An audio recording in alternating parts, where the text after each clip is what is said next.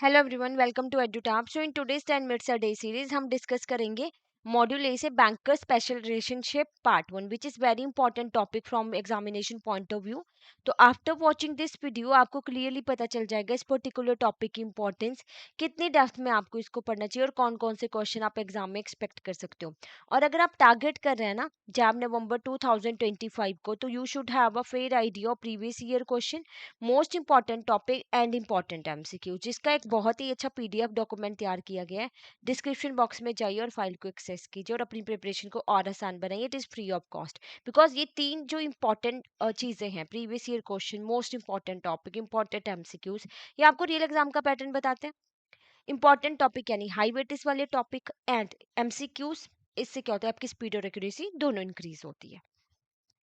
अब बात करते हैं आज के टॉपिक के बारे में। मैंडेट सबसे पहले डिस्कस करेंगे। मैंडेट क्या होता है? एक अथॉरिटी दी जाती है जिसका अकाउंट है, अकाउंट होल्डर के द्वारा किसके फेवर में, थर्ड पर्सन को दी जाती है to do certain act on his behalf. मान लीजिए एक मिस्टर ए है, he is going out of India, suppose कीजिए फॉर 6 मंथ। तो इन्होंने मिस्टर बी, जो कि इनके ब्रदर है सपोज कीजिए, तो उनको अथॉरिटी दे दी कि इनके बिहाफ पे वो कुछ ट्रांजेक्शन्स कर पाए, कुछ एक्ट्स कर पाए, राइट। तो ये इशू की जाती है by account holder to his bank, return में देना होता है, अनस्टैम्प्ड होती है, स्पेसिमेन सिग्नेचर चाहिए होते हैं मैंडेट होल्डर और मैंडेटी के, यानी कि जिस पर्सन को दी है, बी को दिया ना, तो इनके सिग्नेचर चाहिए होंगे। Normally temporary for a shorter period, छोटे टाइम के लिए दी जाती है। अगर मिस्टर ए की डेथ हो जाती है, इंसैनिटी हो जाती है, इंसॉल्वेंसी हो जाती है, तो फिर वो वैलिड नहीं होगा मैंडेट। विड्रॉ किया जा सकता है मिस्टर ए के द्वारा किसी भी टाइम। मिस्टर ए जो आउट ऑफ इंडिया गए थे फॉर 6 मंथ, मान लीजिए ये आफ्टर 4 मंथ ही आ गए, इनका टूर था कोई, आफ्टर 4 मंथ ही आ गए हैं, तो उस टाइम भी ये विड्रॉ कर सकते हैं। अब मैंडेट होल्डर की क्या पावर और लिमिटेशंस रहती है? वो चेकबुक और एटीएम कार्ड इशू करते हैं, ठीक है, उनको इशू किया जाता है मैंडेट होल्डर को बैंक के द्वारा। कैन नॉट ओपन और क्लोज एनआरई एफडी और एनआरओ एफडी, और फंड्स भी रिपैट्रिएट नहीं कर सकते, यानी आउट ऑफ इंडिया नहीं भेज सकते other than to account holder.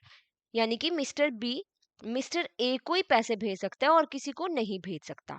He can not gift fund, और गिफ्ट के तौर पे भी वो किसी को फंड्स नहीं दे सकता है मिस्टर ए के अकाउंट से। और mandate holder can issue cheque for local payment, वो लोकल पेमेंट के लिए चेक इशू कर सकता है। अकाउंट होल्डर मिस्टर ए कुछ लिमिट सेट करके जा सकते हैं कि 50,000 तक का ये अमाउंट ना मेरे अकाउंट से जो मिस्टर बी डेबिट कर सकते हैं, ये लोकल चेक, लोकल पेमेंट्स करने के लिए, उससे ज्यादा का नहीं। और मैंडेट होल्डर यानी कि मिस्टर बी मिस्टर ए की कोई भी पर्सनल डिटेल चेंज नहीं कर सकते, नेम, एड्रेस और अकाउंट क्लोज नहीं कर सकते, क्योंकि परमानेंट अकाउंट होल्डर तो मिस्टर ए ही है। मिस्टर बी को तो थोड़े टाइम के लिए वो अथॉरिटी दी थी ना। So that's all about mandate holder. और कंपनी इंस्टीट्यूशंस के द्वारा मैंडेट नहीं दिया जाता, उनके द्वारा क्या दी जाती है? Power of attorney. तो चलिए अब बात करते हैं पावर ऑफ अटर्नी की। इसमें दो पर्सन होते हैं, दो पार्टीज हैं, एक तरीके से डोनर या प्रिंसिपल बोल लो, डोनी या एजेंट बोल लो। तो यहाँ पे ये स्टैम्प्ड लीगल डॉक्यूमेंट होता है जो दिया जाता है डोनर या प्रिंसिपल के द्वारा डोनी या एजेंट को, और कि वो उसके बिहाफ पे कुछ ट्रांजेक्शन्स कर पाए, राइट। जब हमने बात की कि कंपनीज क्या करती हैं, आपकी company institutions power of attorney देती हैं।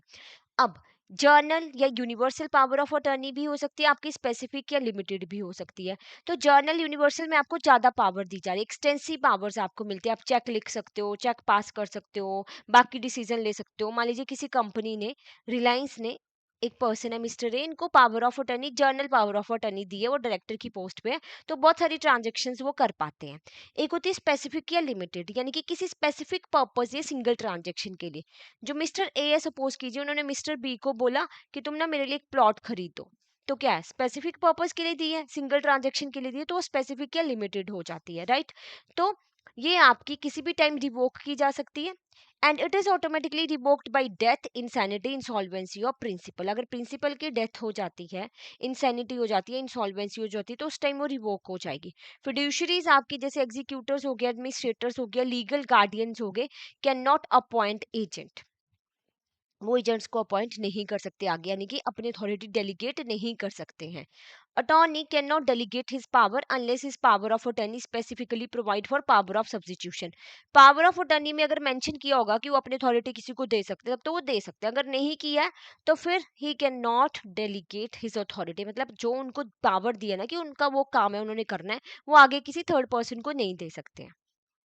बैंकर्स लियन क्या होता है? लियन क्या है? ये ओवरऑल ही बहुत इंपॉर्टेंट चैप्टर है एग्जामिनेशन पॉइंट ऑफ व्यू से। लियन का मतलब होल्ड करके रखना। ये एक तरीके से ना आपकी इम्प्लाइड प्लेज होती है, ठीक है? तो ये राइट ऑफ बैंकर है to retain possession of goods and security until debt is paid. Hold करके रखेगा बैंक आप अपने पास। जैसे प्लेज करते हो गोल्ड की ज्वेलरी, चार्ज क्या क्रिएट होता है? प्लेज होता है, तो अपने पास रखा होता है बैंक ने। डिफॉल्ट करोगे तो बैंक आपका गोल्ड सेल कर देगा, बट आपको प्रॉपर एक नोटिस भेजा जाता है, खुद से नहीं कर देता एकदम से, नोटिस देना जरूरी होता है। तो यहाँ पे ना बैंक के पास पावर होती है to sell goods in case of default, अगर आप डिफॉल्ट करते हो। इंडियन कॉन्ट्रैक्ट एक्ट 1872 में ये बोला गया है कि ऑब्सोल्यूट राइट ऑफ जर्नल है। ऑब्सोल्यूट राइट ऑफ जर्नल का मतलब क्या? जर्नल लियन का मतलब क्या होता है कि अगर आपका कोई भी, इस तरीके से याद रखिए, एनीथिंग फॉर एवरीथिंग, किसी भी डेट से ना, किसी भी आपके अकाउंट से आपका डेट जो है वो क्लियर कर दिया जाएगा। आपका लोन है 40,000 का, आपके सेविंग अकाउंट में पड़ा है 50,000, तो बैंक के पास राइट है वो यहाँ से क्या कर लेगा? आपका अपना अमाउंट एडजस्ट कर लेगा। अब पर्टिकुलर लियन क्या है? आपने लोन लिया है 20,000 का, सपोज कीजिए आपकी एफडी थी 30,000 की बैंक में, एफडी के केस, तो पर्टिकुलर लियन है, ये एफडी बस इस लोन अकाउंट के लिए यूज होगी। ओके, बाकी कोई नहीं कंसीडर होगा, राइट? तो कहाँ पे लियन अप्लाई नहीं होता? सेफ कस्टडी ऑफ आर्टिकल के लिए कुछ गुड्स दी थी आपने बैंक में रखने के लिए, तो वहां पे लियन अप्लाई नहीं होता। डॉक्यूमेंट डिपॉजिट कराए फॉर स्पेसिफिक पर्पस, आर्टिकल गलती से रखा है बैंक प्रीमाइसिस में, बैंक में गए थे कुछ काम के लिए, आपके एलआईसी के पेपर वहां पे रह गए पॉलिसी के, तो बैंक ऐसे थोड़ी करेगा कि एलआईसी के पेपर अपने पास रख के इनको होल्ड करके रख लेगा। इमेच्योर डेट है, जो डेट अभी मेच्योर ही नहीं हुआ, इमेच्योर है, पता नहीं होगा फ्यूचर में, नहीं होगा, ठीक है? तो उस पे भी लियन नहीं लगेगा। स्टोलन गुड्स पे भी नहीं लगता, और no simultaneously right to bank, अगर सेट ऑफ लगा तो फिर लियन अप्लाई नहीं होगा। ज्वाइंट अकाउंट के केस में भी लियन अप्लाई नहीं होता है। तो इसके ऊपर क्वेश्चन डिस्कस कर लेते हैं कि mandate holder can perform which of the following activities. क्या कर सकता है mandate holder? Open and close NRE NRO fix deposit, withdraw कर सकता है, fund issue cheque for local payment, gift fund for from the account, या change the personal detail of account holder. क्या हमने डिस्कस किया था कि चेंज तो कर ही नहीं सकता ना पर्सनल डिटेल, ना ही गिफ्ट भेज सकता और ना ही ओपन और क्लोज कर सकते, तो ऑप्शन क्या बची? This B.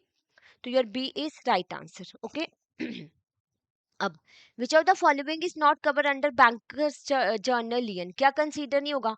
FD held with the same bank, gold ornaments pledge for a loan, money deposited for specific purpose, या customer share certificate held as a security. What will be the right answer? Money deposited for specific purpose.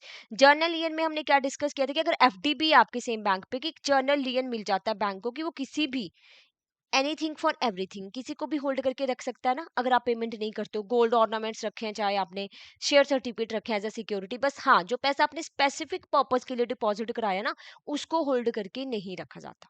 Okay, तो अब अगर आप target करो ना job number 2025 को, देखो it's a high time कि आप अपनी प्रिपरेशन ना टाइमली स्टार्ट कीजिए। तो फॉर दैट हेल्प होती है एक कोर्स की, कोर्स आपको एक डायरेक्शन प्रोवाइड करता है, अपडेटेड नोट्स आपको मिलते हैं, जो भी चेंजेस देखने को मिले हैं हर एक सब्जेक्ट्स में, वो आपको कोर्स में मिलता है।